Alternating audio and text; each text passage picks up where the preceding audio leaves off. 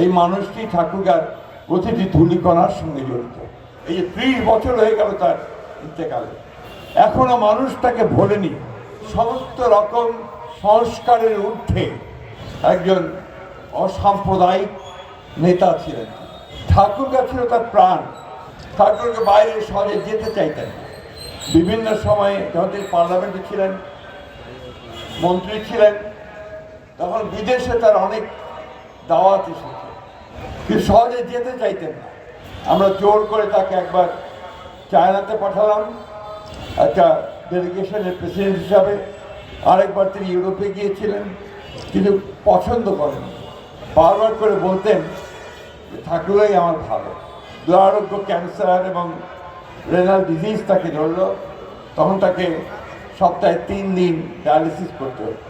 যেহেতু ডায়ালিসিসের সুবিধা তখন এই অঞ্চলে ছিল না, ঢাকাতে থেকে সিইবিতে তার ডায়ালিসিস করতে হতো, তো তিনি ঠাকুরগাঁয়ে আসতে পারতেন।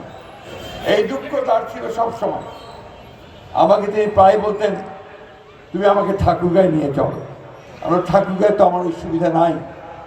যাই হোক, আমি মাঝে মাঝে ঠাকুরগাঁর নেতৃবর্গকে, তার যারা শহীদ ছিলেন তাদেরকে বলে বাসে অথবা মাইক্রোবাসে করে ঢাকার বাসায় নিয়ে আসতাম।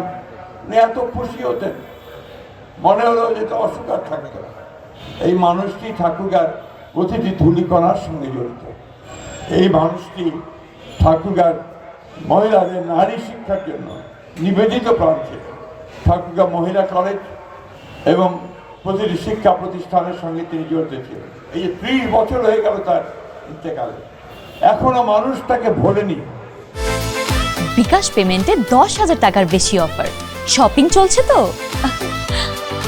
সত্যিকার অর্থেই তিনি যে এই মানুষের, ঠাকুর এলাকার মানুষের একটা হৃদয়ের মধ্যে স্থান করে নিয়েছেন, তার প্রমাণই তাই আজকে এই বিশাল জনসমাগম। যে আমি আল্লাহ তাআলার কাছে দোয়া করি, আল্লাহ তাআলা যেন আমাকে সেই তৌফিক দেন যে আমার মরহুম পিতার সম্মান যেন আমি রক্ষা করতে পারি। 100% সৎ, 100% সাহসী পুরুষ নেতা ছিলেন মিজানুর রহমান। এরকম মানুষ আজকের সমাজে বিরল, রাজনীতিতে বিরল, ন্যায়পরায়ণতে বিরল।